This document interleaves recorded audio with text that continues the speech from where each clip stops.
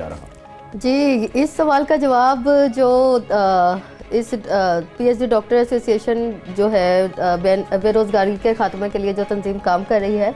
उनका ये कहना है कि हमें ये इस वजह से रोज़गार नहीं मिलता क्योंकि विजिटिंग प्रोफेसर्स की तैनाती की जाती है, सियासी भर्तियों पर तैनाती की जाती है और जब जिसका जी चाहता है वो उसी वक्त फारिग कर देता है बगैर किसी वजह के। और हमारे यहाँ ये वाले जो डॉक्टर्स हैं 800, ये वो डॉक्टर्स हैं जो ऑनलाइन बाकायदा रजिस्टर्ड हुए हैं। अगर हुकूमत की जानिब से बाकायदा सर्वे किया जाए तो तादाद कहीं ज़्यादा हो सकती है। इसके साथ साथ जब हम 355 ख़वातीन की बात करते हैं तो ये वो वाली ख़वातीन नहीं हैं जो सिर्फ पोश एरियाज़ में रहती हैं और उनको आसानी से तालीम ट्रे में रख के पेश कर दी जाती है। ये वो ख़वातीन भी शामिल है उसमें जहाँ आप प्राइमरी तालीम का भी तसव्वुर नहीं कर सकते। हमारे यहाँ जहाँ ख़वातीन की बच्चियों की तालीम मायूब समझी जाती है, जहाँ उनको सहूलियात मुहैया नहीं है, वहाँ अगर वालिदैन, और इस सिलसिले में मैं ये भी कहूँगी कि जो पीएचडी तक ख़वातीन पहुँचती हैं उनमें वालिदैन का, इलाके के लोगों का और सब लोगों का तो कंट्रीब्यूशन शामिल होता ही है, लेकिन दौरान तालीम जब उनकी शादियाँ हो जाती हैं तो वह ससुरालियों का और शोहर का कंट्रीब्यूशन भी शामिल हो जाता है। इस तरह से आप माशरे के तमाम एलिमेंट्स को देखें, जिद्दोजहद को देखें, ख़वातीन की अपनी हिम्मत को देखिए और फिर यह देखें कि हमारे यहाँ डबल डॉक्टरेट भी ख़वातीन मौजूद हैं। ऐसी ख़वातीन भी मौजूद हैं जिन्होंने बाकायदा माहदे के तहत HEC से भी जब वो डॉक्टरी की और वो 1 साल के लिए सर्व किया, बाहर से जब आई माहदे के तहत वापस आके सर्व किया, लेकिन माहदा पूरा होते ही उन्हें फारिग कर दिया गया। हम ये नहीं समझते कि जहां आज करोड़ों बच्चे तालीम से महरूम हैं, बच्चियां तालीम से महरूम हैं, हम पढ़े लिखे लोगों को महरूम रखकर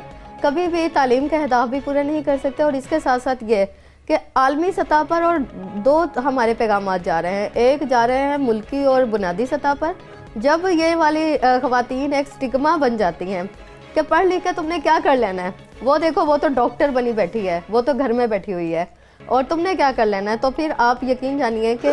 प्राइमरी तालीम का तसव्वुर भी ख़त्म हो जाता है। हम पढ़े लिखे लोगों को स्ट्रीम लाइन से बाहर रखकर हम तरक्की के अहदाफ पूरे नहीं कर सकते। और ये वाली बात भी मैं आपको वाज़ेह तौर पे बता देना चाहती हूँ कि 1 साल के दौरान HEC के सामने, HEC इस्लामाबाद के सामने और नेशनल प्रेस क्लब इस्लामाबाद के सामने इस डॉक्टर एसोसिएशन ने तकरीबन 15 धरने दिए हैं अपने मुतालबात के हक़ में। और हमेशा हर 15 धरने का इसका मतलब है 15 बार हुकूमत ने वादा किया कि आपके मुतालबात जो है पूरे कर लेंगे। और 2 धरने दिए हैं बनी गाला में वज़ीर आज़म हाउस के सामने। और नईमुल हक साहब जो हैं, मशीर हैं, मावन खसूसी हैं वज़ीर आज़म के, उन्होंने 17 नवंबर 2018 को यह वादा किया था कि 10 से 15 दिन में आपके मुतालबात पूरे हो जाएंगे, लेकिन आज 1 माह 2 दिन गुजर चुके हैं, उनके मुतालबात पूरे नहीं हुए। तो हमारी खबर यकीनी तौर पर इनके मुतालबात पूरे होने चाहिए, लेकिन बताइएगा कि HEC जो मुख्तलिफ HEC की पॉलिसी के मुताबिक मुख्तलिफ स्कॉलर्स को बैरून मुल्क स्कॉलरशिप पे भेजा जाता है कि वो PhD करेंगे और कॉन्ट्रैक्ट होता है कि वो वतन वापस लौटेंगे और यहाँ पर आके खिदमत सर अंजाम देंगे। उस पॉलिसी के तहत बेशतर लोग अगर वापस लौटते भी हैं, लेकिन यहाँ पर उन्हें आके फिर बेरोजगारी का सामना करना पड़ता है और मजबूरन एहतजाज करना पड़ता है। HEC के रूल्स इस सिलसिले में क्या कहते हैं कि जो लोग डॉक्टरेट कर लेते हैं उनको किस तरीके के साथ अकोमोडेट करना है, और ये अगर क्या कोई सर्वे किया गया है कि क्या अब डॉक्टरेट बहुत ज़्यादा हो चुके हैं और पाकिस्तान की यूनिवर्सिटीज़ के अंदर अब उन्हें खपाने की कोई गुंजाइश नहीं रही? फैक्ट्स क्या हैं? देखिए, फैक्ट्स तो ये हैं कि हमारी जिस तरीके से स्कूलों की, कॉलेजेस की और यूनिवर्सिटियों की तादाद कम है और आबादी ज़्यादा है। फैक्ट तो ये है कि आबादी के मुताबिक हमारे यहाँ अदारे ही नहीं हैं। हम एक छोटे से अदारे को ही क्यों कहते हैं कि यहाँ लोगों को अकोमोडेट किया जाए? हम नई यूनिवर्सिटियों का क़याम क्यों नहीं अमल में लेके आते? और नई यूनिवर्सिटियों का क़याम अमल में लाएगा, तालीम आपके डोर स्टेप पे जाएगी, तो आपके डॉक्टर्स भी ना सिर्फ ज़्यादा खपेंगे, उसमें ज़्यादा काम करेंगे, बल्कि नए डॉक्टर्स भी शामिल होंगे। और जो जिस तरह से आपने बात की कि बैरून मुल्क जब जाते हैं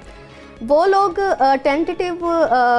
वो डेट देते हैं कि आपने 1 साल कम अज़ कम, यानी कि ये वापस जाके 1 साल करेंगे। 1 साल का मतलब ये नहीं होता कि आप 1 साल के बाद उनको बेरोज़गार कर दें। उनका मतलब यह होता है कि उन्होंने चेक एंड बैलेंस रखना होता है कि जो बंदा गया है क्या वो काम कर रहा है।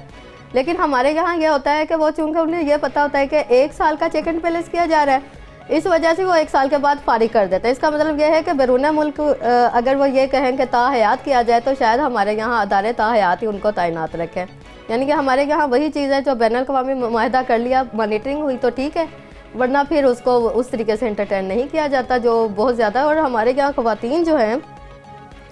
ऐसी ऐसी खवातीन हैं जो इस वक्त भी आप यकीन करें कि सिलाई कढ़ाई करके उन्होंने घरों में अपने काम करके मुख्तलिफ काम करके उन्होंने आला तालीम हासिल की, अपने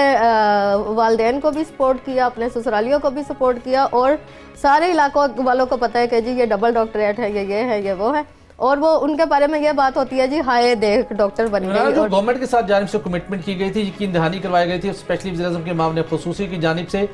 कब तक की टाइमलाइन थी कि क्या सोल्यूशन होगा इनके लिए, किस तरीके के साथ इनको अकोमोडेट किया जाएगा और कितने अरसे के अंदर इन कमिटमेंट को पूरा किया जाएगा, क्या तफसीलात थी? जी उन्होंने 10 से 15 दिन का वादा किया था और ये कहा था कि हम आपको वो करने के लिए HEC से भी रब्ता करेंगे और उनके जैसे आपकी सिफारिशात हैं, जैसे HEC कहेगा, जैसे हमारा, क्योंकि उनका वज़ीर-ए-आज़म, जब हम लोग धरने की बात करते हैं उसमें एक अहम चीज़ ये होती है कि सब लोगों को इस वक्त उम्मीद की किरण इमरान खान है, जो धरनों के बाद एक नया पाकिस्तान का नारा लेकर आए, और उस नए पाकिस्तान के नारे के नकीब इमरान खान साहब को सब लोग बहुत कदर की नज़र से देखते हैं, और वो ये समझते हैं कि हमारे मसाइल का नुस्खा कीमिया इमरान खान के हाथ में है। ठीक इमराना, आपने बहुत डिटेल में बताया, लेकिन